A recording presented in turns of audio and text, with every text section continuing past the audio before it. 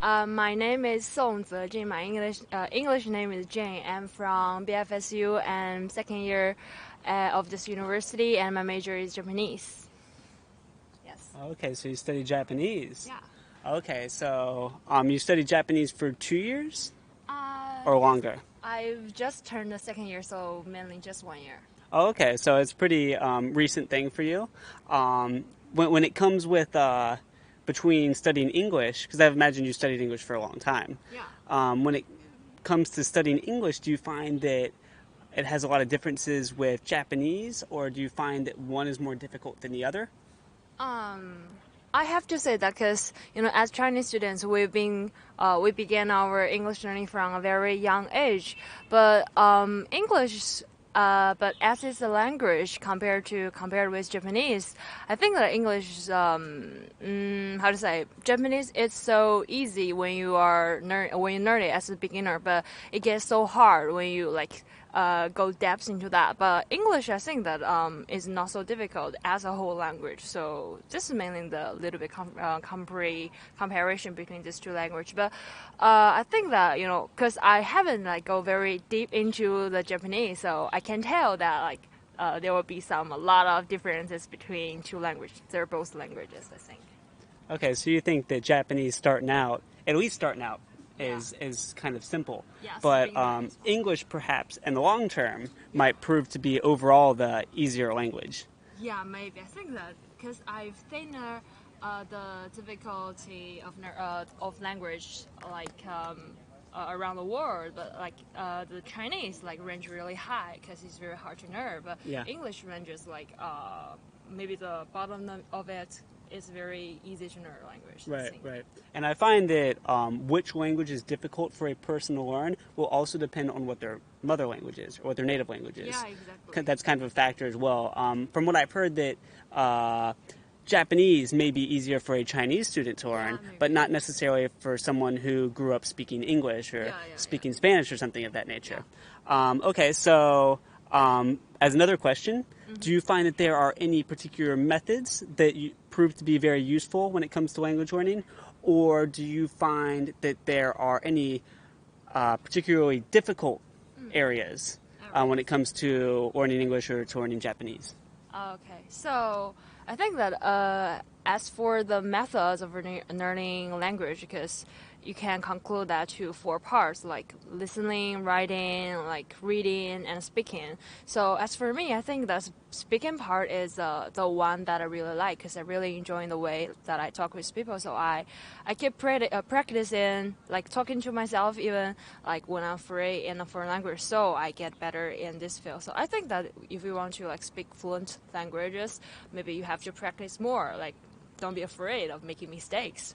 This is the speaking part, but because me myself is not very good at the listening part, and I've searched a lot of search on the internet how do I improve my listening skills, and they told me that I have to do some I was listening to some material, I write them down, and then I compare them which one is right, and I improve day by day, but it's so down. So now my listening is still not very good, but I'm working on it. Yeah. And as for the reading and the writing part, I think that this is too close. This is connected very closely to each other. So if you read more, you can write more, and you write more, and you want to learn more. So I think that maybe reading and writing more depends on your interest. You can focus on the material that you're really interested in.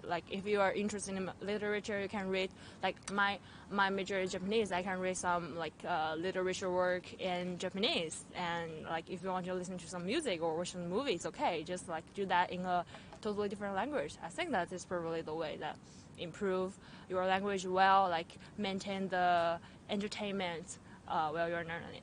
Yeah. So if you find more entertaining ways to study, then you're going to be more likely to study for a while because it doesn't get boring as fast. Yeah. Exactly. And yeah, for you, you find kind of oral speaking to kind of be your strong suit because you're kind of more willing to communicate. But listening might be harder. And for you personally, and in my experience, listening when studying a foreign language is actually kind of simpler when it comes to learning because but not necessarily in the short term, because long term, it's kind of just an accumulation of you hear a language enough, and once you've heard it enough times, it kind of just starts to work. And it's also kind of an accumulation of vocabulary words as well. The oral speaking, if you can kind of get that down well early, is important, because that can kind of prove to be a more difficult one in the long run, because it's easy to get into habits of speaking incorrectly, and then and you, or you know, stuff with pronunciation can be that way too, and you don't know. But with listening, you can't really hear something incorrectly for too long. Eventually you'll just hear it right. So exactly. I find that to kind of be reassuring, at least when it comes to listening, is that usually listening comprehension will kind of just fix itself. The more you do it, it kind of just gets better. Really? Well, I tried that. So for another question, do you find that, or do you personally have any people in your life, or do you have any celebrities that you kind of look up to because they speak English very well, or perhaps they speak Japanese very well as a second language, like you know, someone like Jack Ma or something, you know, someone who's just been very good at language learning, or it could even be like a classmate or something like that, some kind of like a role model, perhaps. So you mean that if there like there's a person that I can talk to in a different language, like? Yeah, it could be like that, or it could just be someone that maybe you've never met personally, but like a celebrity maybe, and they speak like their second language like very well, like they've just learned it very well. I think that the first part, like maybe those people who speak foreign languages in my life, may just be my classmates, because we study the same language, so we have a lot of opportunity to communicate in a totally different language, like in class or even in our dormitory. We'll just like communicate in Japanese, but we made mistakes, but we can like communicate, and we can correct each other. And for the celebrities I know that who can like speak like foreign language very well, like maybe because I really don't know that there will be some like European guys who speak Chinese very well, but there will be some Chinese guys who can speak English very well. Like, because like in Chinese, for a lot of Chinese learners, they might look up to someone like, you know, like Da Shan. Like he's like one of the foreigners who has like the best Chinese in the world. So a lot of people might kind of look to him as kind of like a role model. Yeah, maybe. But when it comes to Chinese, who can like speak English very well or speak Japanese very well, but there's just so many, because it's very normal for Chinese people to learn English. So maybe I will mention the how to say Tang Wei. Do you know? It's it's a woman star, and she shoot a lot of movies, and she can speak a very fluent English, I think. But like, and I also know some Japanese stars who can speak English very well, because it's very difficult for Japanese to speak English, but they do it very well. Like Xuan Limei. Xuan Limei is a very famous Japanese woman star in China, also in Japan, and she actually practiced a lot, so she can like speak a very like fluent and local English. Yes. Okay. So, as another question on another topic, is that the 70th anniversary of the People's Republic of China is coming up, the National Day, October 1st. Do you have any special wishes or any hopes for the future of the country that you'd like to say, or any kind of, you know, just any kind of desires or aspirations for your country? That would be a lot. Okay.